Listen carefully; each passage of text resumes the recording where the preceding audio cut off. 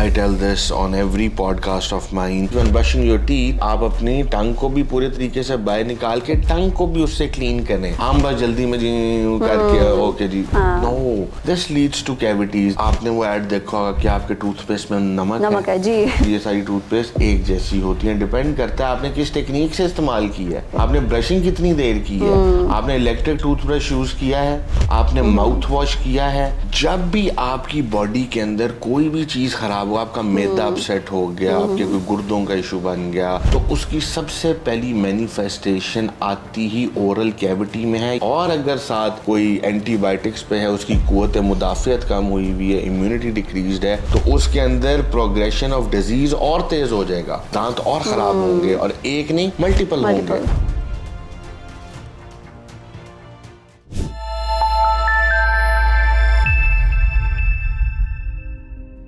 अस्सलाम वालेकुम and welcome back to आपका नॉलेज पॉडकास्ट। आज हमारे साथ हैं cosmetic dentist oral surgeon doctor Hanan Haroon, और आज हम उनसे बातचीत करेंगे और जानेंगे अपनी ओरल हाइजीन के बारे में एंड ओवरऑल डेंटल केयर के बारे में कि किस तरह अपनी डेंटल हेल्थ को बेहतर बनाया जा सकता है, और क्या आपके टूथपेस्ट में नमक है या नहीं है, और किस तरह से हम अपनी ब्रशिंग को अच्छा और बेहतर बना सकते हैं। अस्सलाम वालेकुम doctor Hanan, thank you so much for being here today. जब भी कोई गेस्ट आता है ना, तो मेरा जो भी स्पेशलिटी हो उनकी, रिगार्डलेस ऑफ दैट, मेरा उनसे सबसे पहले यही क्वेश्चन होता है कि आपकी जो डेंटल, मतलब जो भी उनकी स्पेशलिटी होती है, तो जैसे कि आपकी डेंटल से है, तो क्या मिसकंसेप्शंस जो हैं पेशेंट्स लेके आते हैं या आपने सुनी हो कि लोगों की अभी तक चलती आ रही हैं, तो वो क्या मिसकंसेप्शंस हैं डेंटल हेल्थ को लेके? Miss, actually being a doctor in an underdeveloped country, और जो इस्लामिक रिपब्लिक ऑफ पाकिस्तान है हमारा, उसके अंदर अगर मैं आपको बताऊं तो मिसकंसेप्शंस रिगार्डलेस ऑफ डेंटिस्ट्री वैसे ही बहुत ज़्यादा है, चाहे वो खाने पीने की हो, चाहे वो मेडिकल की हो, चाहे वो डेंटल की हो। तो लोग तो आज भी मट्टी लगाना ज़ख्मों पे बड़ा थेरेप्यूटिक समझते हैं, जबकि साइंस इस चीज़ को नहीं मानती। और अगर मैं आपको बताऊं तो सबसे जो कॉमन डेंटल मिसकंसेप्शन है वो ये है कि स्केलिंग एंड पॉलिशिंग करवाने से, दांतों की सफाई कराने से, मसूड़ों की सफाई कराने से दांत कमज़ोर होते हैं, जबकि सफाई से चीज़ें प्रिजर्व होती हैं, सफाई से चीज़ें बेहतर होती हैं, और सफाई से चीज़ों की लाइफ बढ़ जाती है। So the most common misconception I come across daily, वो जी मैंने दांत साफ कराए तो दांत मेरे कमज़ोर हो गए तो हिलना शुरू हो गए, ऐसा हरगिज़ नहीं है। स्केलिंग एंड पॉलिशिंग डिपेंड करता है कि आपने किस स्टेज पे जाके करवाई है। जब तरेड़े ने, मांसखोरे ने, फ्लैश ईटिंग बैक्टीरिया ने हड्डी भी खा ली, मसूड़ा भी खा लिया, नीचे वाला मसूड़ा और हड्डी नीचे जाता गया, ऊपर वाला मसूड़ा और ऊपर वाली हड्डी ऊपर जाती गई, और दांत आपके फ्री फ्लोटिंग हो गए इन एवरी डायरेक्शन। आप फिर जाके स्केलिंग करवाएंगे तो फिर तो स्केलिंग के दौरान दांत बाहर आ जाएगा। बिल्कुल। सो ये मिसकंसेप्शन जो है ना, ये गलत बात लोग परसीव करते हैं, इसलिए एवरी 6 मंथ्स एक चेकअप होना चाहिए, जिसके अंदर ये एनालाइज किया जा सके, ये एग्जामिन किया जा सके कि ज़रूरत है या नहीं। So I tell this to my patients के आप रेगुलर फॉलो अप रखा करें। बिल्कुल, आपकी बात से मैं रिलेट करती हूँ। पाकिस्तानी अवाम का ये मसला है कि जब सारा मसला पीक तक पहुँच जाता है ना, फिर ये चेकअप के लिए जाते हैं और फिर वो फॉल्ट्स निकाल रहे होते हैं कि कुछ सही ना हो। आप तो बिल्कुल ये सही कह रही हैं। प्रोक्रास्टिनेशन हमारी कौम कूट कूट के भरी हुई है। आज का काम कल पे, आज का काम कल पे, ठीक है। So this is a very problematic kind of a thing, और अल्टीमेटली चीज़ें पाइल अप होती जाती हैं, सिवियरिटी बढ़ती जाती है, बीमारी फरोग पाती जाती है, और वो चीज़ें ख़राब हो जाती हैं। इसके साथ साथ कौन से ऐसे सिम्टम्स हैं कि जब एक पेशेंट को एज अ कि उसकी ये डेंटल कंडीशन अब हो रही है कि उसको अब डेंटिस्ट के पास फ़ौरन चले जाना चाहिए, वो कौन से सिम्टम्स या साइंस होते हैं? मिस, जो सबसे कॉमन अगर मैं बात करूं तो ब्लीडिंग गम्स, मसूड़ों से खून आना, चाहे ब्रशिंग के दौरान, चाहे ब्रशिंग के अलावा भी। जी मैंने वो टच ही किया तो टूथपिक लेके जाने की कोशिश की, जो कि हम एडवाइज नहीं करते, we advise of floss. So lips का कलर चेंज हो जाना, गाल का अंदर से रंगत तब्दील हो जाना, मसूड़ों के ऊपर पीले या लाल स्पॉट्स बन जाना, रेथ्रोप्लेकिया, ल्यूकोप्लेकिया हो जाना, वाइट स्पॉट्स, रेड स्पॉट्स बन जाना। सो हमेशा ब्रश करते हुए 5 मिनट अपने ओरल कैविटी को भी दें, अपनी ज़ुबान को अच्छे तरीके से चेक करें, अपनी गाल को अच्छे तरीके से चेक करें, अपने दांतों को और अपने मसूड़े को अच्छे तरीके से चेक करें, अपने ऊपर वाले जबड़े की हड्डी को, नीचे वाले जबड़े की हड्डी को फिंगर से पैल्पेट करके देखें कि कोई वहाँ पे रोबड़ा तो नहीं बन रहा। सो ये ज़रूरी है कि सेल्फ एग्जामिनेशन होती रहे। सो मोस्ट कॉमनली अगर आपने जो पूछा वो मैं आपको नंबरिंग वाइज बताऊं तो दैट इज ब्लीडिंग गम्स जी, ठीक है। उसके बाद वाइट स्पॉट्स, रेड स्पॉट्स और स्मेल मुंह से आना, हेलिटोसिस का हो जाना, ठीक है। सो ये कुछ कॉमन चीज़ें हैं, या वाइट थ्रश आ जाना, ठीक है। सो ये एक लेयर सी बन जाना ज़ुबान के ऊपर, ये बहुत कॉमन कॉजेज़ हैं कि बात फंगल इन्फेक्शन की तरफ भी जा सकती है, बात बैक्टीरियल इन्फेक्शंस की तरफ भी जा सकती है, वायरल इन्फेक्शंस की तरफ मोस्ट कॉमनली गई होती है। सो ये ज़रूरी है कि चेक किया जाए। Thank you so much for sharing such information. अच्छा, इसके साथ साथ अगर आप बता दें कि जो कॉमन मसले होते हैं, फॉर एग्जांपल कैविटीज़ हो गई, बैड ब्रेथ हो गया, या फिर गम्स की डिजीज़ जो होती हैं, तो उनको कैसे प्रिवेंट किया जा सकता है? मिस, आपने वो ऐड देखा होगा कि आपके टूथपेस्ट में नमक है जी। एग्जैक्टली। सो हम कोई, चाहे इंटरनेशनल ब्रांड की किसी की टूथपेस्ट हो, चाहे पाकिस्तानी कोई टूथपेस्ट हो, सब टूथपेस्ट एक जैसी हैं। मैं अपने पेशेंट्स को ये बताता, and I always promote the Pakistani brands, ठीक है। और मैं यही कहता हूँ कि ये सारी टूथपेस्ट एक जैसी होती हैं। डिपेंड करता है आपने किस टेक्निक से इस्तेमाल की है, आपने ब्रशिंग कितनी देर की है, आपने इलेक्ट्रिक टूथब्रश यूज़ किया है, आपने माउथ वॉश किया है, आपने लोजेंजेस का इस्तेमाल किया, आपने टंग स्क्रैपिंग की है, ठीक है। आप स्वीटनर के तौर पे अगर च्युइंगम खाने को दिल किया है तो आपने वो 2 रुपए वाली ली है या आपने कोई बेहतर वाली ले ली है, ठीक है, कि जो च्युइंगम आपके दांत को रीमिनरलाइज करे, फ्लोरिडेट करे।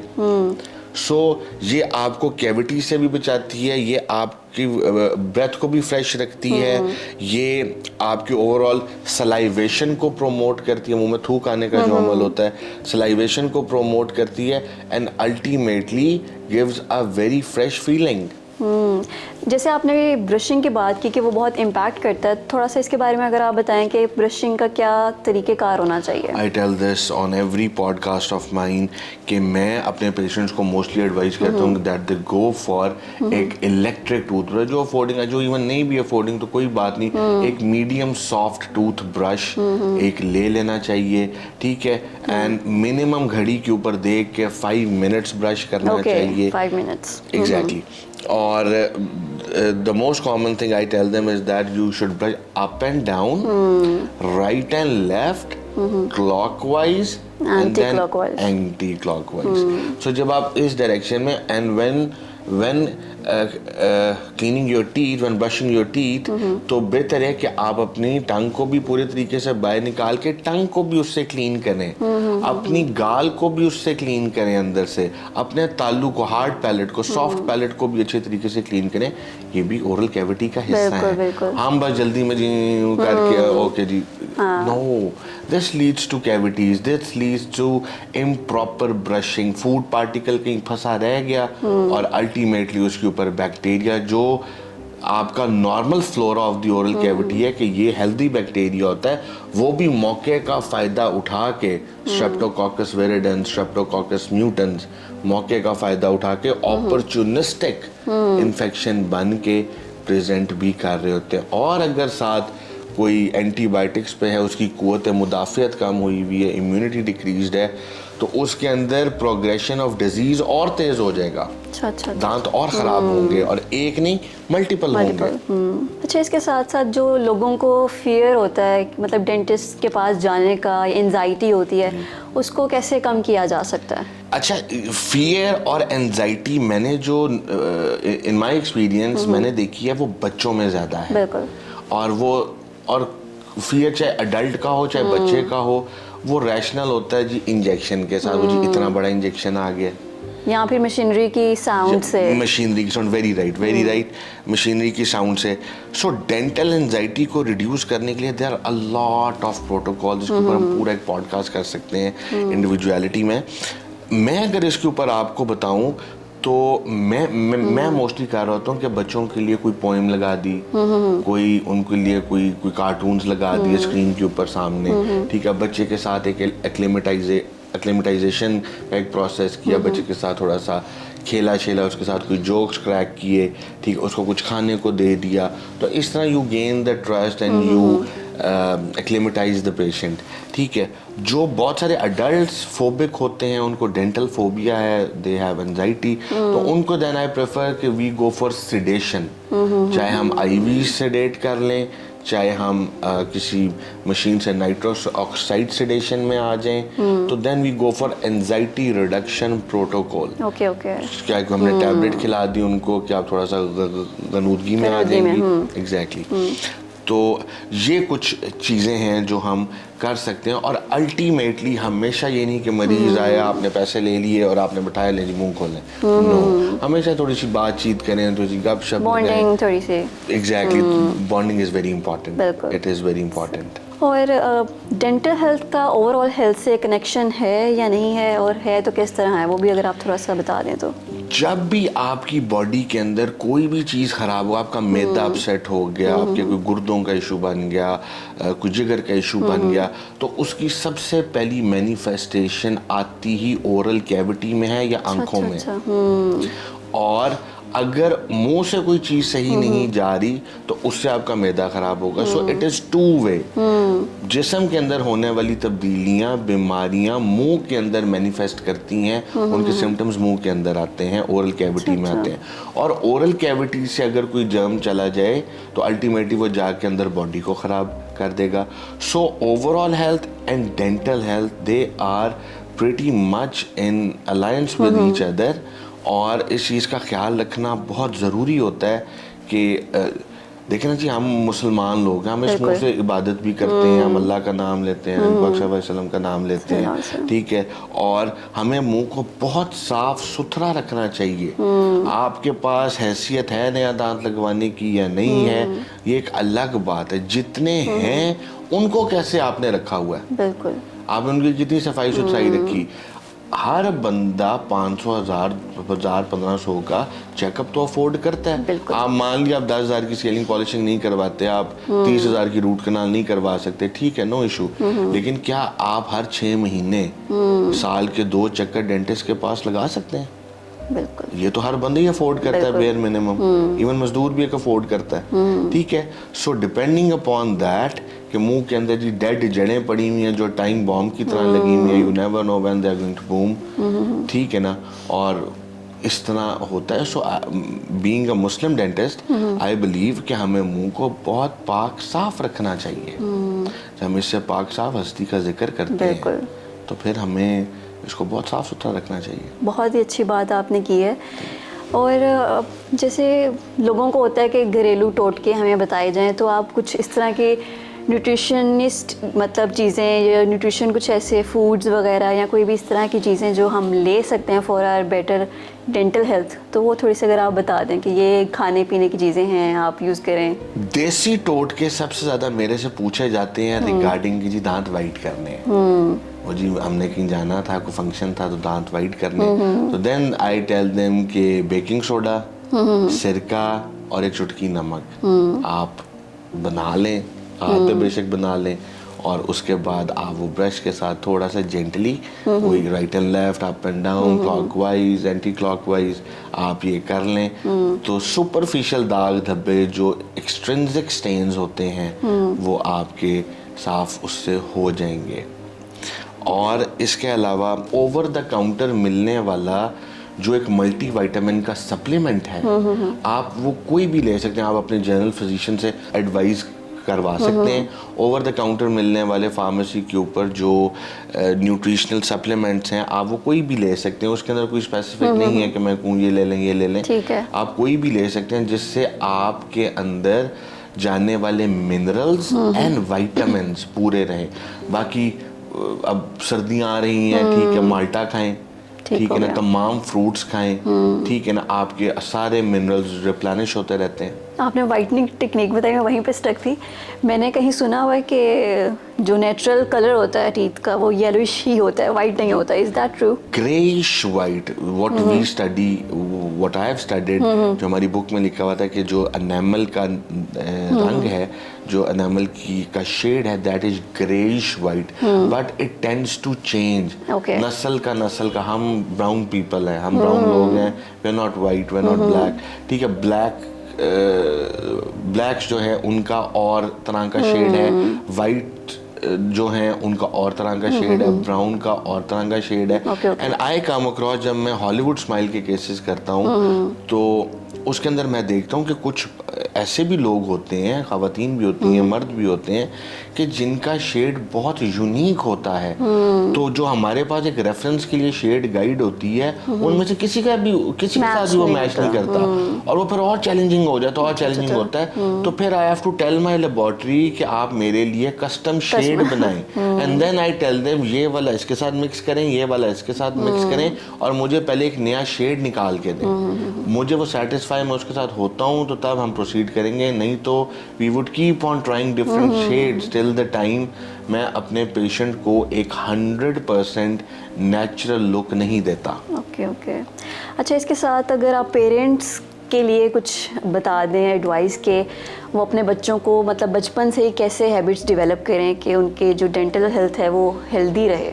बच्चे की पैदाइश के बाद, ठीक है, जो बच्चा सिर्फ प्राइमरीली दूध पीता है, ठीक है, तो बच्चे की पैदाइश के बाद मैं ये कहता हूँ कि माँ को अपनी फिंगर के साथ बच्चे का जो मसूड़ा है, जो कि बहुत छोटा सा होता है, बड़ा डेलिकेट सा होता है, उसको हर दफ़ा फीड करवाने के बाद उसको हर दफ़ा फिंगर के साथ ग्लव पहन के इस तरफ क्लियर कर लेना चाहिए। बच्चे में टूथपेस्ट नहीं इस्तेमाल करनी, माउथ वॉश नहीं इस्तेमाल करना, ठीक है। सो सिर्फ फिंगर के साथ, ताकि आपने दूध एक थिक चीज़ है पानी की निस्बत, सो दूध की जमने वाली जो लेयर है वो आपने जो है उतार दी। फिर उसके बाद जब 6 माह की उम्र में बच्चे का दूध का पहला दांत आ गया, तो फिर यहाँ से माँ की जिम्मेदारी शुरू होती है कि एक वो सिलिकॉन का छोटा सा ब्रश मिलता है जो माँ फिंगर पे पहन लेती है, और उससे without any dentifrice, without any toothpaste, without any chemical उसको सिर्फ स्क्रैप ऑफ करना शुरू कर देना चाहिए।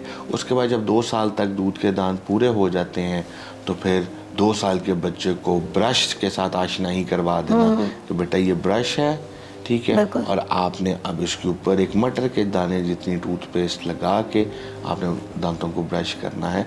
सो this is very important. I tell it to parents कि सिर्फ दांतों की बात नहीं, और बहुत सारी पेरेंटिंग की चीज़ें हैं जो आप साइकोलॉजिस्ट हैं, आप मेरे से ज़्यादा बेहतर बताएंगी कि हमें फी ज़माना और चीज़ें क्या पेरेंट्स को बतानी चाहिए, कि स्क्रीन टाइम कैसे रिड्यूस करना है, इनको प्लेग्राउंड में कैसे लेके जाना है, इनके कोई जोड़ शोड़ ना फ्रीज हो जाए।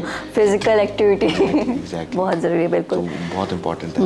और बहुत मसला आता है, सबका मसला आता है, और क्योंकि दांत की दर्द बहुत ही ज़्यादा बर्दाश्त से बाहर होती है, और मतलब कभी ऐसे भी होता है कि रात में निकल आई दर्द, अब आप नहीं जा सकते डेंटिस्ट के पास, तो फिर उस टाइम क्या किया जाए उस दर्द को रिड्यूस करने के लिए, या फिर फौरी तौर पर क्या किया जाए? मिस, एक्चुअली दांत की जो दर्द है वो एंटीबायोटिक्स को रिस्पॉन्ड नहीं करती, पेन किलर्स को एट टाइम रिस्पॉन्ड नहीं करती। सो अगर I being a dentist who operates 24 hours a day, ठीक है ना, जब मैं सोया हूँ खैर तभी मैं अवेलेबल नहीं हूँ, लेकिन मेरा फोन भी कभी साइलेंट नहीं होता, बट आई टेल यू कि I being a dentist who is available 24 hours a day, I say कि you may visit Smooth Smile Dental Studio at the earliest। मेरे पास चूनिया और कसूर और इवन उकाड़ा से भी पेशेंट्स 2-2, 3-3 घंटे पे कि हमें सर बड़ी दर्द हो रही है, अभी के लिए कुछ बताएं, तो हम जो है ना बस आपके पास आए। तो इस तरह भी मैंने केसेस काफ़ी सारे किए हुए। सो आई टेल देम कि आपको मैं कोई लॉन्ग रख लें, वो तो हमें दादी नानी हमें बताती आ रही होती हैं, ठीक है। So it does not work, ठीक है। सो एक पेन किलर का इंजेक्शन लगवा लेना वुड बी प्रेफर्ड कि, और इसका लगाने का मकसद ये नहीं है कि आप अगले 2-3 दिन के लिए दोबारा जो है ना रिलैक्स हो जाएं, रिलैक्स हो जाएं। किधर चली गई। इसका हरगिज मकसद ये नहीं है। इसका मकसद ये है कि आप आके इलाज करवाएं। अब आप रात के 12-1 बजे फोन घुमा रहे हैं, मुझे कोई मिल जाए, मुझे कोई मिल जाए, तो उससे दवाई नहीं पूछनी। दांतों का कोई भी मामला दवाई से ठीक नहीं होता। मुंह में छाले बन गए, मुंह में अल्सर्स बन गए, ठीक है, जुबान के ऊपर अल्सर हो गए, तो इस तरह की पेस्ट वगैरह, सोमोजेल, बॉन्जेला जो है, इस तरह की जो आती हैं, ठीक है, तो वो इफेक्टिव फिर भी हो जाती है। लेकिन जब दांत में इतना बड़ा सुराख हो, दांत काला स्याह हो गया हो, कीड़े ने उसकी मत मार दी हो, आपने फिलिंग नहीं कराई, आपने स्केलिंग पॉलिशिंग नहीं कराई, और अब वो रूट कनाल बन गई है, तो नाइफ लाइक स्टैबिंग पेन होती है जी उसकी, just similar to angina pectoris. अल्लाह माफी दे, ये आप PIC अगर चले जाएं, कार्डियोलॉजी इंस्टीट्यूट, ठीक है, तो वहां पे किसी को दिल का दौरा जिसको पड़ा है, आप उससे पूछें कैसी तकलीफ थी, वो आपको एक्सप्लेन करेगा जी ऐसी तकलीफ थी मेरे लेफ्ट बाजू में और मेरे छाती में। और आप किसी रूट कनाल वाले को ले आए, वो दोनों कहेंगे हम पेटी में ही हैं। नहीं, वाकई दांत की दर्द तो बर्दाश्त से बाहर वाली है। That's the point. इसलिए एक पेन किलर का इंजेक्शन लगवा लेना, डिक्लोफेनिक पोटाशियम हो, डिक्लोफेनिक सोडियम हो। Diclofenac sodium hypertensive blood pressure के मरीज को नहीं देना चाहिए, ठीक है। ये लगवा के इसका मकसद ये है कि आपको दोबारा टाइम मिल गया कि आप जल्द अज जल्द डेंटिस्ट से रुजू करें, अपने एक्सरेज करवाएं और उसके बाद इलाज करवाएं। I guess this is really important message कि देर नहीं करनी चाहिए, you know, early intervention and early detection is very important. It is. और इसके साथ अगर आप थोड़ी सी जो दांतों की बीमारियां होती हैं उनके बारे में थोड़ा सा ब्रीफली थोड़ा सा बता दें कि क्या क्या होती हैं। एंड दांतों की बीमारियां कुछ और हैं, जुबान की, गाल की, तालू की बीमारियां कुछ और हैं, नाक, आंख, कान की बीमारियां कुछ और हैं, ठीक है ना।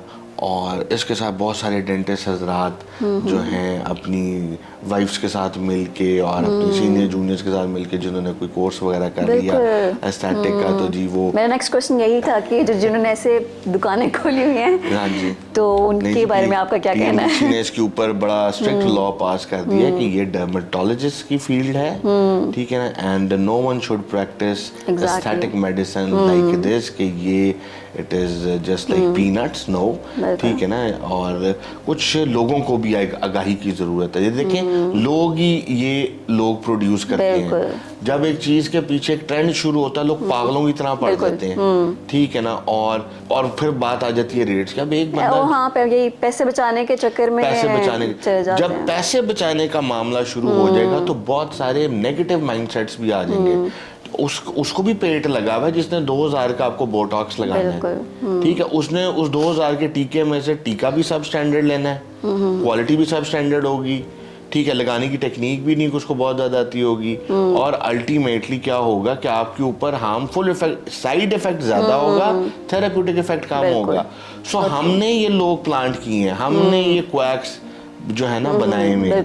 सो डर्मेटोलॉजिस्ट जिसने FCPS किया हुआ है, जो बाहर का कोई क्वालिफाइड है, और अगर वो 50-60 हज़ार रुपए का एक इंजेक्शन लगाता है तो उसके पीछे उसकी करोड़ों की तालीम है। बिल्कुल, and also the experience. Exactly, ठीक है। सो ये बड़ा इम्पोर्टेंट है कि हम इस बात को समझें। आपने पूछा, मैंने बहुत सारे केसेस देखे हैं जो एक नॉन क्वालिफाइड एस्थेटिक प्रैक्टिशनर की वजह से ख़राब हुए हैं। मैं नाम किसी का नहीं लूँगा, ठीक है, बट आई टेल यू कि I have seen a lot of cases. फिर उसके बाद मैं आपको बताऊं, दांतों की बीमारियां कुछ और हैं। दांत एक मिनरलाइज्ड, हार्ड, कैल्सिफाइड, फ्लोरिडेटेड स्ट्रक्चर है। इसको कीड़ा जो लगता है इसके ऊपर, जब एसिड रिलीज होता है, pH रिड्यूस होती है, एसिडिक एनवायरनमेंट होता है, तो तब जाके ये इरोड होता है, ये तब जाके खोखला होता है। तो इसकी फिर मैनेजमेंट और है।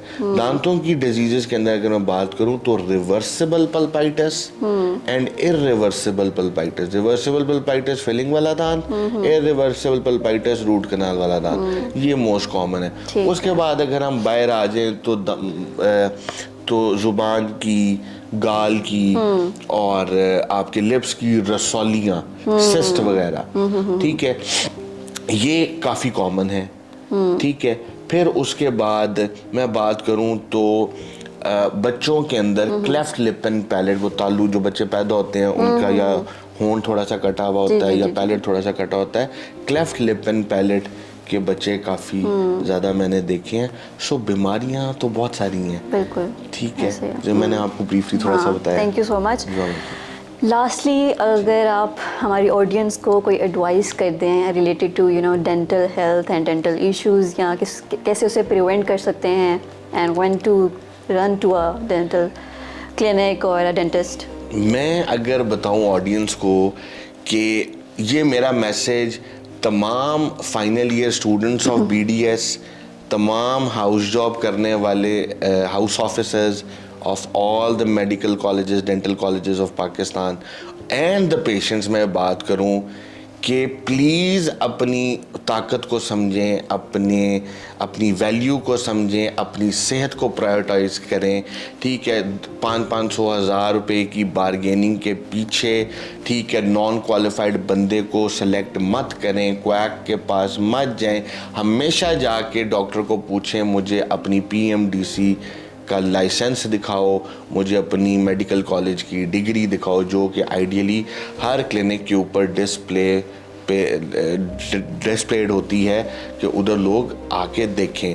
और जो ये स्टूडेंट्स जिनको प्रोफेसर साहिबान की निगरानी नहीं नसीब होती, ठीक है ना, लड़कियों मोस्टली लड़कियों को, और फिर ये क्वैक के पास चले जाते हैं और अल्टीमेटली वो जो क्वैक होता है ना वो मटेरियल प्रोवाइड करता है, ना वो अच्छी हाइजीन प्रोवाइड करता है, और वो एक करोड़ों का डॉक्टर, प्राइवेट वालों की मैं बात कर रहा हूँ, ठीक है, गवर्नमेंट वाले भी इवन, करोड़ों का जो डॉक्टर है, ठीक है, वो एक नॉन क्वालिफाइड बंदे को बाप बना के बैठा होता है। सही है, बिल्कुल ऐसे, ठीक है ना, सर ये सर वो सर वो, मैं तो ये भी, मैं इसके ऊपर को फतवा, आई एम नॉट अ मौलवी कि मैं को फतवा इसके ऊपर दूं, लेकिन मैं ये समझता हूँ जिस चीज़ के लिए आप क्वालिफाइड नहीं, आपके पास डिग्री नहीं है उस चीज़ की, और आपके पास उसका लाइसेंस नहीं है, तो फिर वो पेशा अपनाना, उस पेशे से आने वाली रकम मेरा नहीं ख्याल है कि हलाल है। और ऑल्सो ये पेशेंट का हक भी है कि वो वेरीफाई करे कि जिसके पास वो जा रहा है वो क्वालिफाइड इनफ है भी कि नहीं। जी, ये राइट है यार। मिस, मैं अगर आपको बताऊं, मैंने अपने आई हैव 2 क्लिनिक्स, मेरा तीसरा क्लिनिक भी माशाल्लाह अंडर कंस्ट्रक्शन है। मैं अगर आपको बताऊं, आई टेल, मेरे पास कोई नॉन अफोर्डिंग आता है ना, मैंने एक ज़कात फंड रखा हुआ है, मैंने एक फिलिंग की डब्बी ज़कात के लिए रखी हुई है, मैंने एक दांत निकालने वाला इंजेक्शन मैंने ज़कात के लिए रखा हुआ है, ठीक है ना, और मैं वो चैरिटी फंड से कर दूंगा, ठीक है। और अगर मैं नहीं भी कर रहा तो मैं अपनी जूनियर क्वालिफाइड डॉक्टर से करवा दूंगा। ऐसा नहीं है कि मैं उसको बेयारो मददगार छोड़ दूंगा, ठीक है। सो ये फाइनल ईयर स्टूडेंट्स, ये HOs ये बात समझें कि आपका बड़ा स्कोप है, आपके वालदैन ने आप पे करोड़ों लगा दिए, किसी ने प्लॉट बेचा, किसी ने गाड़ी बेची, किसी ने कुछ किया, किसी ने कुछ किया, आपको उन्होंने दिन रात आपके लिए सेक्रीफाइसेस की, आपको डॉक्टर बनाया, और आप जाके 2 टके के क्वैक को जो है ना बाप बना लेते हैं, ठीक है। वो आपके हाथ से भी क्वैकरी कराता है, आपकी लर्निंग भी हिंडर करता है, आपको एक्सपोजर भी नहीं होने देता, ठीक है ना, और आपको 30-40 हज़ार रुपए के अंदर रखा होता है। मैं, ठीक है, हर डेंटल सर्जन अपना क्लिनिक नहीं खोल सकता फौरन, ठीक है, कोई बात नहीं, लेकिन इट डज नॉट मीन कि आप अपनी सेल्फ रिस्पेक्ट और वैल्यू लूज कर दें। सो मैं ये कहूँगा कि whosoever is interested, they can contact me, मेरा काइंडली नंबर नीचे अगर अवेलेबल होगा, ठीक है, so they can contact me, I can offer you observership on my clinic, I can offer you observership, I can offer you कि आप आके जो है एथिकल डेंटल प्रोसीजर्स देखें, आप वो देखें कि जिसके अंदर इंसानियत का भी ख्याल किया जाता है, जिसके अंदर मटेरियल भी अच्छा लगाया जाता है, जिसके अंदर प्रैक्टिसेस भी अच्छी होती हैं। Thank you so much doctor Hanan, आपने बहुत ही आसान लफ्ज़ों में करके बातें बताई हैं, एंड आई गेस ऑडियंस ज़रूर इससे कुछ ना कुछ ज़रूर सीखेगी, और ऐसे ही हर किसी के पास नहीं चली जाएगी उठ के, और अपनी डेंटल हेल्थ का भी ख्याल रखेगी। Once again thank you so much for being here. Thank you so much ma'am.